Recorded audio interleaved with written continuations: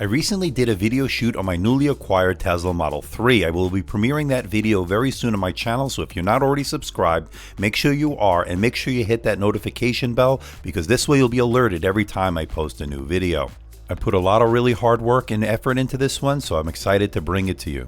So it got me thinking, why not do a video on the camera gear that I use when I'm mobile, when I'm doing a video shoot out of the studio, and more importantly, how do I transport that gear around town? Hey everybody, it's Andrew, and let's find out what's inside my camera bag. Coming up.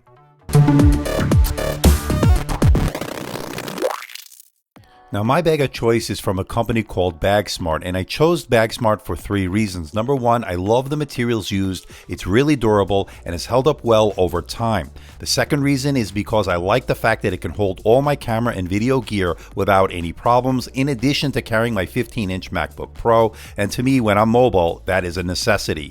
And number three, I like the way it looks. It really does have a very premium look about it. I love the leather straps on the front. I love the fact that you can get it in green and black. Overall, it gives a nice appearance. Now, the bag itself weighs only 4.6 pounds, and the materials used is a 210D water repellent and rugged polyester, making it durable over the long haul.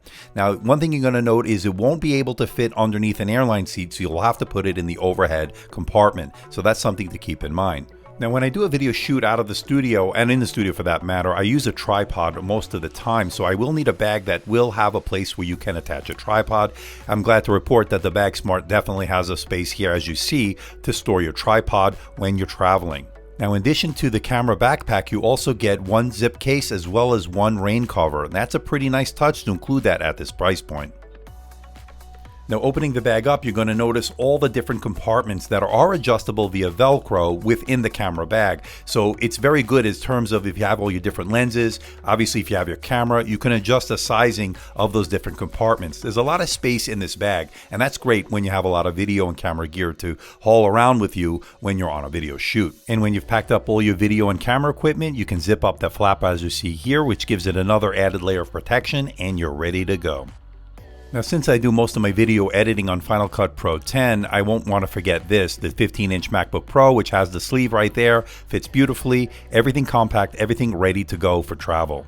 And I like the locking mechanism on the shoulder straps, securing everything across your body when you're traveling. That's a really nice feature as well. Now, another must-have accessory is this. It's also from BagSmart. It's a cable management bag, fits nicely into my BagSmart camera bag, and it carries all my cables and my SD cards and everything I would want to use on a video shoot. Now, it's made of some very durable material, and that's good because if you want to carry things like your SD cards and your cables, the last thing you'd want is for them to get damaged, especially when you're out of town, you're on a video shoot, and that's the last thing you want to happen, that's for sure. So having a good bag to protect those cables, to protect those SD cards is a must-have, and this is the bag to do it.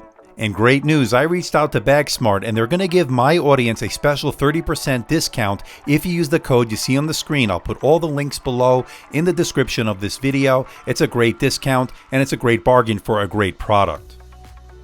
Now, when it comes to the cameras that I use, I actually have three cameras. I don't always bring all three, but sometimes I do, depending on the kind of shoot I'm doing.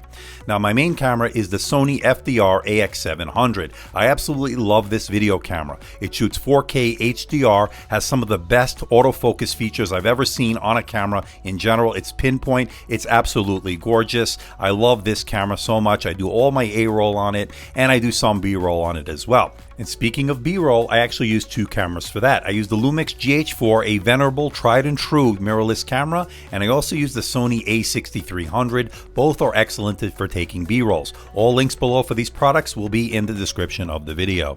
Now, when I need to use a video monitor, I use the eYoYo. It's a 1080p video monitor that's 7 inches and it supports 4K. It's actually pretty good.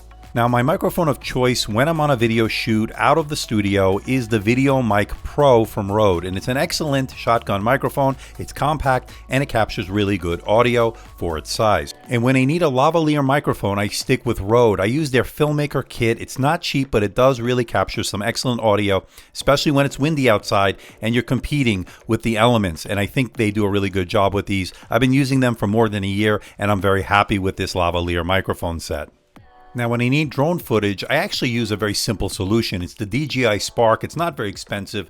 I also use it with the remote control. I don't like to trust my smartphone for that, so the Fly More combo is definitely recommended. And I'm actually very happy. It's very portable and very good in terms of 1080p quality footage from a drone. I'm actually very happy with this. I don't need to go with the more expensive. I get some pretty nice footage as is with this. So that about wraps it up. Now, there are other gear that I use, but the video would be too long. So let me know if you want me to do more videos like this in the future. I certainly will definitely do it if I have enough demand.